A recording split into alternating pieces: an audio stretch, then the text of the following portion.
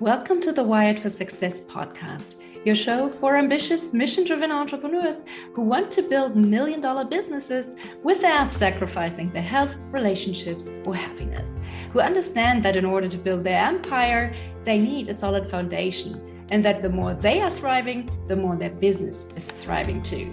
This show brings you the very best from science, self-development, and entrepreneurship to set you up for sustainable success. Hi, I'm Claudia Garbutt, the scientist turned mindset and high-performance coach for entrepreneurs, and I help you get wired for success. Hey everyone, and welcome back. This episode is brought to you by L-Nutra, nutrition technology for longevity. Are you looking for a smarter, science-backed way to support muscle health and longevity? Meet L-Protein from L-Nutra, the only plant-based protein powder of its kind, uniquely designed to enhance muscle growth and slow down the aging process. Unlike typical whey proteins, which activate pro-aging pathways, L-Protein supports your body with 25 grams of complete plant-based protein designed to keep IGF-1 low for optimal aging. With L-Nutra's pioneering approach to nutrition technology, this isn't just protein, it's nutrition for longevity, perfect for post-workout recovery, a nutrient-packed breakfast, or an afternoon snack. Personally, I love the chocolate-flavored protein shake as a delicious and super quick post-workout breakfast. As someone who would like to gain some muscle mass, it's important to me to get enough high-quality protein, and this is a great option. So if you're serious about fueling your body for both performance and long-term health, L-Protein might be just what you were looking for. Plus, it's packed with essential vitamins and minerals, all sourced from real fruits, veggies, and mushrooms, ensuring you're nourished in the most natural way possible. Can't go wrong with that, right? So if you'd like to check it out, go to prolonlife.com/wired. That's prolonlife.com/wired to get your L-Protein today. I'll also link it in the show notes. This episode is also brought to you by Mendi, who make brain training easy with their unique Mendi device. We often talk about physical fitness, but what about the fitness of our brains? How do you get wired for success? Well, that's where a tool like neurofeedback can be super helpful. Imagine being able to see your brain's activity and health improve in real time. It sounds like something out of a science fiction movie, I know, but with the Mendi device, it's becoming a reality. It uses cutting-edge technology to help you exercise one of your most important muscles, your brain. So how does it work? It uses a technology called functional near-infrared spectroscopy to measure blood flow in your prefrontal cortex. That's the area of the brain that is key to functions like focus, decision-making, and emotion regulation. When you wear the Mendi headband, it captures the blood flow dynamics in this region of your brain, mirroring the ongoing brain activity. I've been using Mendi for a while now, and one thing that stands out to me is how much your current state and mood affects your results. It's kind of obvious when you think about it, but it's also really eye-opening to see how different states affect your brain's performance in real time. What's so compelling about Mendi is that it's backed by experts in the field of neuroscience, and I just love that it offers a way to take proactive steps toward better brain health. With its help, you can train your brain much like you might train your body. So when you lift weights, for example, you see your muscles grow, so you know your training is effective. You don't usually get that kind of visual feedback when you train your brain, right? It's a black box and you don't really know if what you're doing is making a difference or not. And that's where Mendi comes in, because it makes the exercise tangible by turning your neural activity into something that you can visualize and interact with so that you can actually see your progress. The more you train, the stronger those neural pathways become, leading to lasting improvements in mental resilience and cognitive performance. Thinking about brain health in this way really shifts our perspective on what it means to stay fit. It's not just about running or lifting weights. It's also about keeping our minds sharp and responsive. So if you're curious about how you can start this kind of training, Mendi is a great option that brings sophisticated technology into an accessible format. To learn more and to get your own Mendi, head over to mendi.io. If you want to get wired for success, it's crucial to remember that our brains are at the core of everything we do. So again, if you would like to experience neurofeedback for yourself, head over to mendi.io. Without further ado, let's dive into today's episode. This is another end of year gift episode where I bring you some of my favorite talks from the Global Summit on Habit Change and High Performance Habits that I co hosted a couple of years ago. To me, developing high performance habits is a core skill that we all should master. I wish they taught this at school, because honestly, you're only as good as your worst habit. For better or worse, you are the sum of your habits. And the great thing about that realization is that you can change the trajectory of your life by changing your daily habits. And those changes don't even have to be big to make a huge difference over time.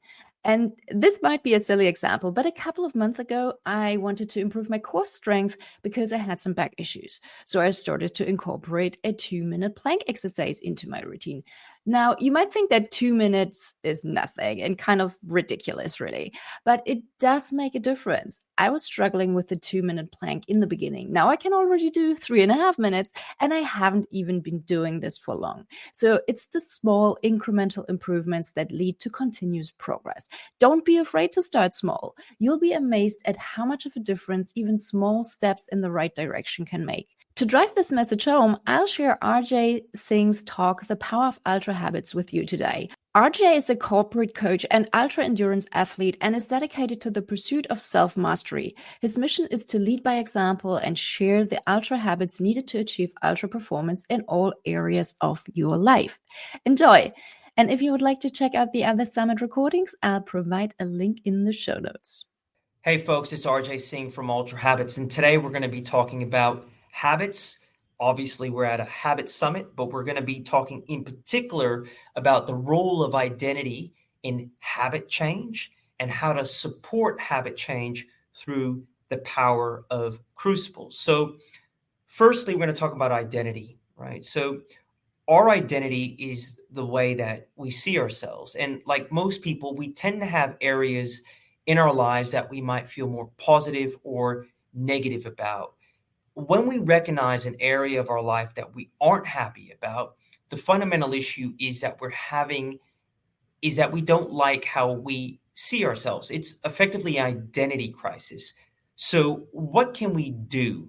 Now, almost everyone has embarked on a change piece in their life through things like New Year's resolutions, self promises, publicly committing, or maybe after being inspired by your favorite motivational guru, you decide on some habit change. Now, countless have tried and countless have failed. And the reason is that for most, there hasn't been a clear connection between the behavior that they're trying to change and the person that they're trying to become. In other words, their identity. Now, after countless sessions with the highest performers across the globe, there's one absolute certainty. High performance isn't something they do, it's part of who they are. There is no continual exercise of willpower to do the right actions and behaviors as it's intrinsic. And this is good, as it would be terribly inefficient from an energy perspective to have to battle daily to engage the right and optimal behaviors and actions. So the great news is that none of these individuals started with this level of intention. They developed it. What looks like incredible discipline to the outside world is just part of who these individuals are. And this is available to everyone. The first thing we need to understand is that our willpower will ultimately align to what we see is good, meaning what we value. We need to truly see this change we are trying to make as good and not somebody else's version of good. A major part of this process is making a connection between this good change and our idealized identity. Now, the issue that I come up against is that with most people that are looking to change, they're not crystal clear on what this better serving identity looks like. The result is that when times get tough, as they always will when we're trying to create change, they tend to let go and give up as the what has no connection to the why, which in this case is our identity. Once we become clear on this identity, this better way of seeing ourselves, we need to become absolutely dedicated to this vision of ourselves. This dedication will pull us through the challenging times, and optimized habits will become the process that helps us get there. We need to understand that our habits will rise to serve our deepest aspirations. Our habits will always rise to serve the way we see ourselves, our identity. And now that we are engaged in the habits that are moving us closer to our future, who we want to become, we will become far more resilient to the ups and downs of the journey because we are far more interested in who we're becoming and less concerned with who we are today. So, as we continue the path, keeping a clear vision of what we will look like, feel like, and be like at the end, we will ultimately develop the ability to see ourselves at the end, and this will strengthen the resolve of our willpower. There will be a point in time where you realize that this new way of operating isn't something that you were doing, rather, it's part of who you are. Now, in the drive to create new habits, we need to understand how we create the right forums to enable us to develop habits and develop areas of our lives that aren't necessarily working for us. So, this is where we talk about the power of crucibles, self imposed tests and challenges to help us create the habits which are going to sustain the growth in the areas of our lives that we want to work through. So, I'll talk about the US Marine Corps first. The US Marine Corps has a final challenge of recruit training known as the Crucible. Now, it's a 54-hour training exercise that validates the physical, mental, and moral training that they've endured throughout the recruit training.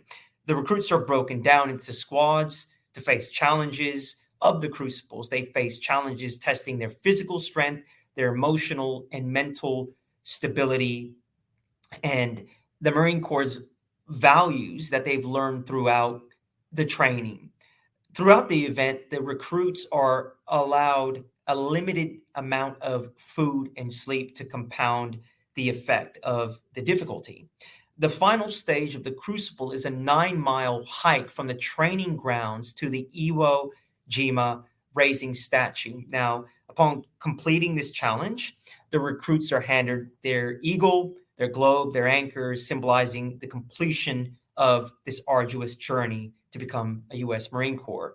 So this is a full-on process, and I'm not asking you to implement this level of training into your lives, but we can adopt some of this process into our own lives. And the question is why and how? So personal development is a process that many people engage with, whether it's post-grad studies, it's running a marathon, learning a new language. But for many, these challenges are ad hoc. They're simply not structured enough. And they are rarely connected to a deeper purpose or a sense of who they want to become. In other words, their identity. My research points towards the major benefits of being intentional with personal evolution and habit change and the activities you undertake to drive these outcomes. Now, herein lies the power of crucibles within your own life. It's your opportunity to manufacture growth opportunities through short or longer term challenges that will specifically push the boundaries in key areas of your life. You are the diamond, allowing yourself to be molded in areas of your life that you choose. So the first step is to do a personal inventory of where you're at in your life. The inventory requires a deep and brutal level of honesty, such as to where you're lacking, what areas in your life would you like to optimize, and what behaviors do you want to get rid of? And most importantly, determining what the ideal version, future version of yourself looks like. This is your identity.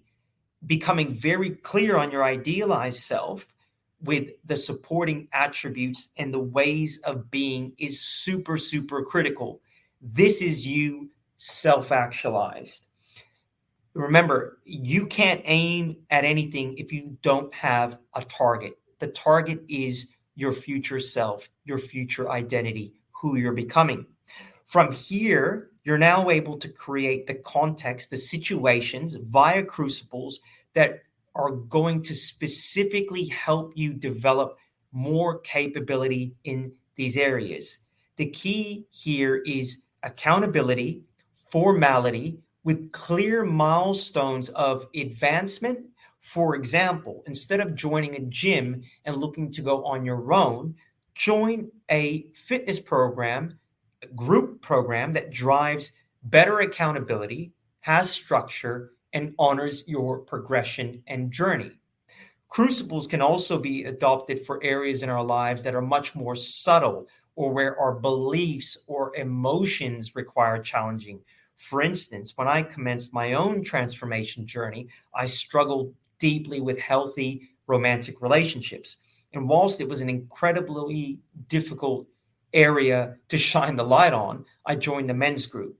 The group had a range of men in age and relationship status, but the shared wisdom, the collective journey and group accountability was transformational for me. Ultimately, I was able to move through my blockages and enter and stay in a committed relationship. The point is, by creating crucibles in our lives, you will create the forums and potential for habit change. That will ultimately enable you to grow. And on this path, you will celebrate your progress, you will hold yourself accountable, and ultimately you will allow the crucibles to redefine your habits, which will ultimately support your identity. So it's really important, guys, that in the journey to creating deep habit change, we need to make the connection between the habits and our idealized self. Who are we becoming? It has to become beyond the now. And whilst we focus on the process, whilst we focus on the habit change in the moment through optimized activity, behaviors, actions, attitudes, we keep it connected to the future orientated self, which is our more ideal identity. And by creating the crucibles, by creating the forums for change, we then create the pressures that will force us to adapt the new habits, which will ultimately drive us towards this new sense of identity. And that is how we sustain habit change. Anyways, folks, thanks for listening. If you want to learn more, come and see us at Ultrahabits. Always willing to have a conversation with anyone that is really, really serious and keen on changing habits. Thank you so much for listening to the Wired for Success podcast. I hope you've enjoyed this episode. If you did, please take a sec to rate and review my show or share it with a friend. That way you can support the show and help me reach and support other entrepreneurs like yourself as well. If you would like my help to figure out how you can go from overwhelmed and overworked hustler to empowered and confident leader, check out my website at www.wiredforsuccess.solutions and book a free 20-minute strategy session with me. Can't wait to help you get wired for success. Until next time, take care. Bye.